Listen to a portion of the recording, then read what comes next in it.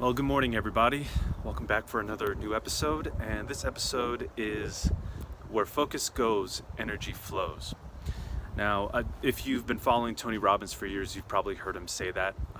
I think he got that from this chiropractor that actually worked on him, I think for a while, called Donald Epstein. It's he kind of just takes what he says in the book. I believe it's, where one's attention goes, energy flows. So he kind of piggybacks off that quote.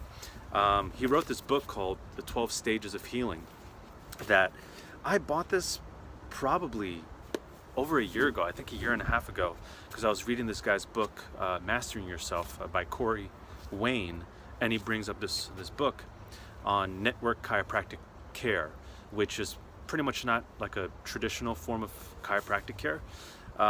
Anyway, but I've been reading this book.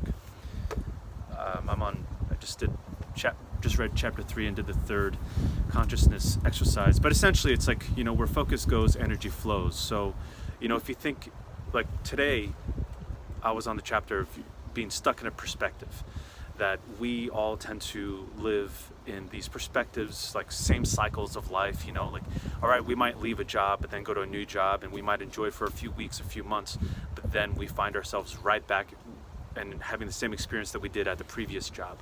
Same with relationships. It's like you get out, you have the breakup, you have a few months to yourself here and there, and then you eventually find yourself in a new relationship, and it's like great, the honeymoon phase is there, it's wonderful, but then the same issues come up, and then you realize it's not their fault, it's not the job's fault, it's not my boss's fault, it's not my girlfriend, boyfriend's, husband, wife's fault. I'm that link, that missing link. I'm the one in control of what's happening right now. I'm the one contributing to this. So, and like I mentioned, I just finished a chapter on being stuck in a perspective. So think about it. The difficult things that happen in our life, the friendships that we have that are maybe seem toxic, or relationships that seem toxic. It's like, how are you contributing to that? Like, if a certain person that you meet gives you a certain reaction, whether it's good or bad, good or bad feelings, like they make you feel loved, they make you feel wanted, they make you feel like you have value and stuff like that. Good feelings tend to come. So like, where your focus goes, which is on people who make you feel good, the energy that matches that goes into that. So it expands, it becomes more, and that's what you're focusing on. But the same thing works when it comes to work. If you hate going to this job, and each day, each shift that you go to that job, that energy comes with it, of frustration, of anger, of I don't want to be here anymore. And every day that you're there, that just amplifies and it becomes worse. And then, we tend to go towards smoking or drinking, overeating, for some, how can I say, numbing themselves with sex with the wrong partners. You know what I mean? Just like this addiction, so that they don't have to feel that anger. They don't have to feel that uncomfortable feeling, because it sucks. I mean, come on, who likes to feel those things? It's not it's not enjoyable, but it's familiar. It's known, it's not something new. It's what has always been here, and there's safety in that, because it's so difficult for many of us to go out, to literally, I mean, think about it. When we were stuck in our homes last year for a month and a half, 2 months, some of you even more, our home became our comfort zone. We didn't want to stay home. Well, some of us, I guess, did. It's like, yeah, finally play some video games all the time and just binge Netflix and all that. But eventually that gets boring. But our homes became our comfort zones. And then, like, once everything opened up, then it's like, I don't know if I really... Some people were excited to go hang out with people. I know I definitely was.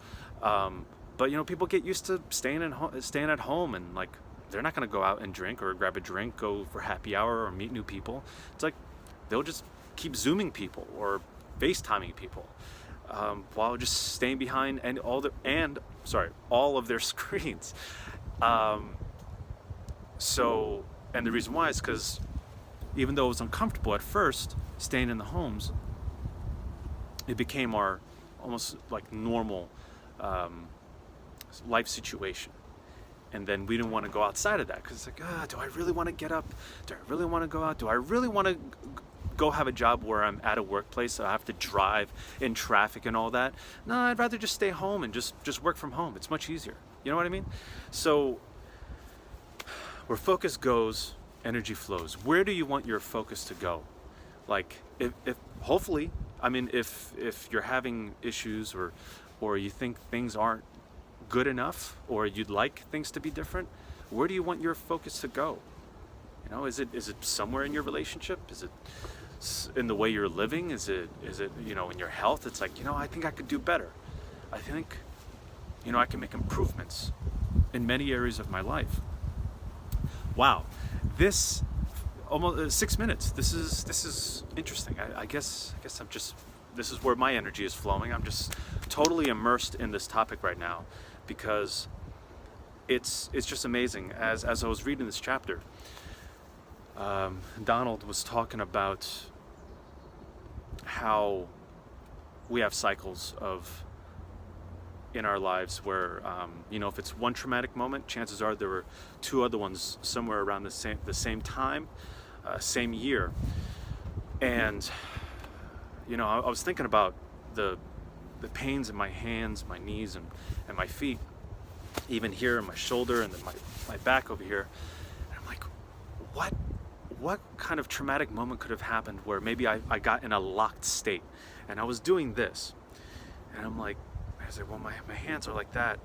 Maybe a steering wheel, like, you know, and there was such a shock or something that my hands like clenched really hard, and maybe that traumatic moment, the energy just got stuck here, and maybe just wouldn't show up until another moment like that happened in my life, where then it would be brought back.